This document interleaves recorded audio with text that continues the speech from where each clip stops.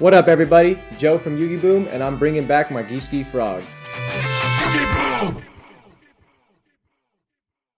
Alright, so Gishkis and frogs, two archetypes that I learned a long time ago work pretty decent together.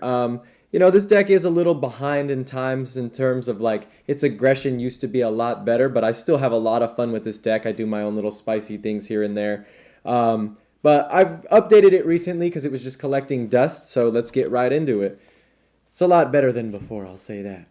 So for your rituals, I brought back Eevee Gishki Gust Kraken because mainly messing with your opponent's hand is pretty OP right now. She's really easy to make and she's just a beautiful card.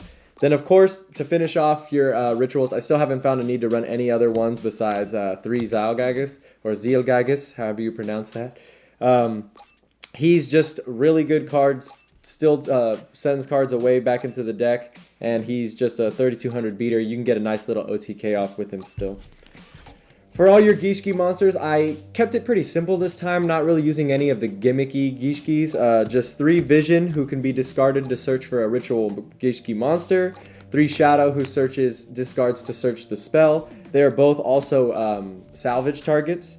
And then I'm only running 1 Gishki Beast now. I used to run 2, way back in the day I ran 3, but normal summoning is really like slow for this deck, and so if I'm gonna do it, I don't want to try to rely on him summoning too much, especially because I needed to make more room in the extra deck for links and not rely on rank 4 exceeds. So that's it for my Gishkis. Going on to the frogs, we got your typical package. We got 3 Swap Frog. He's going to pitch a water monster to summon himself, and then when he's summoned, he can dump another aqua to the graveyard, aka another frog, and it's not once per turn.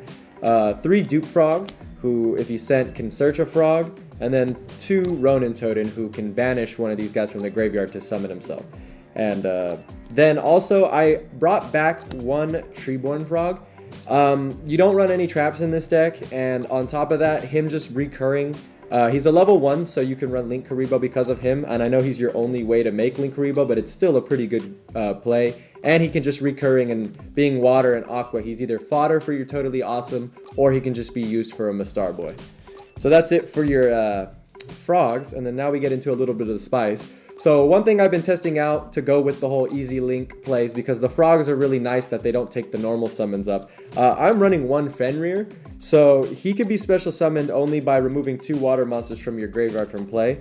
So I know that may sound like a little much for a 1400 monster, but he is a level 4, he is a water monster, and if you can destroy an opponent's monster as a result of battle with him, which might be a little hard, they have to skip their next draw phase. So just a little something random I'm trying out.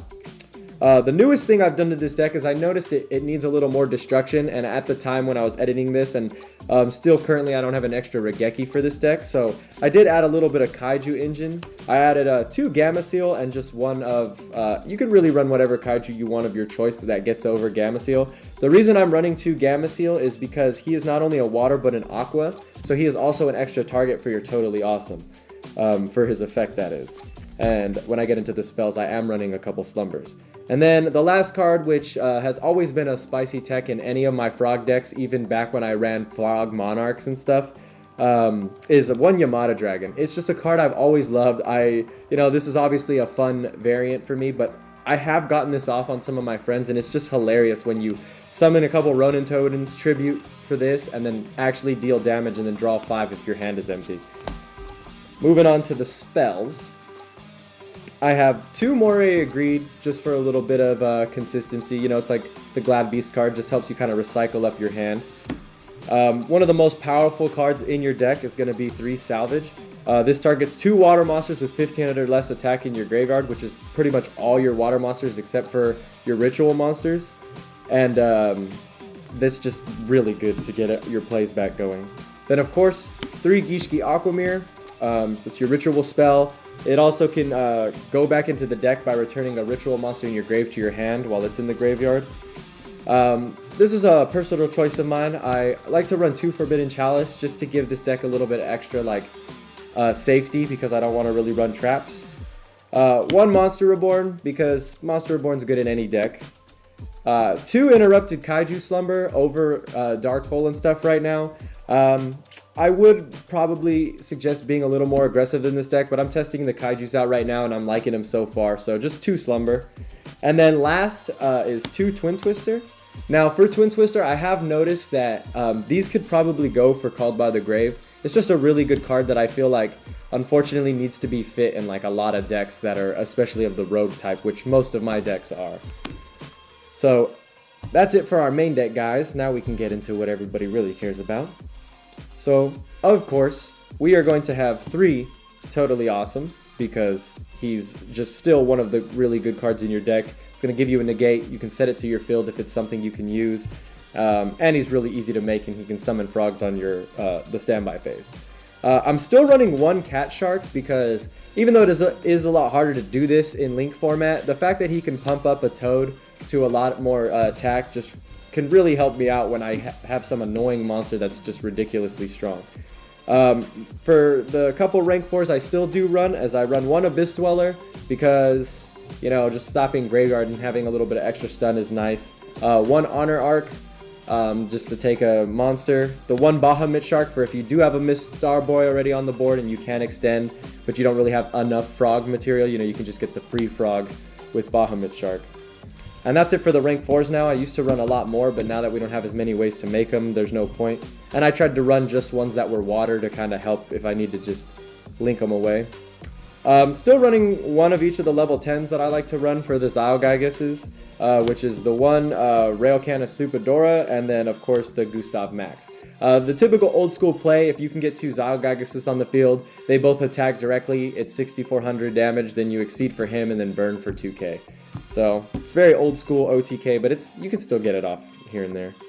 Now I did add a lot more links to this deck, well only 3 more, but it's more than it used to have. So I'm running 3 Miss Starboy still because you're not going to really U-Link in this deck or co-link that often, just here and there. But Miss Starboy just helps you with recycling, gives all your monsters extra attack, makes your Toad stronger, you know, he's just really simple and really easy to make.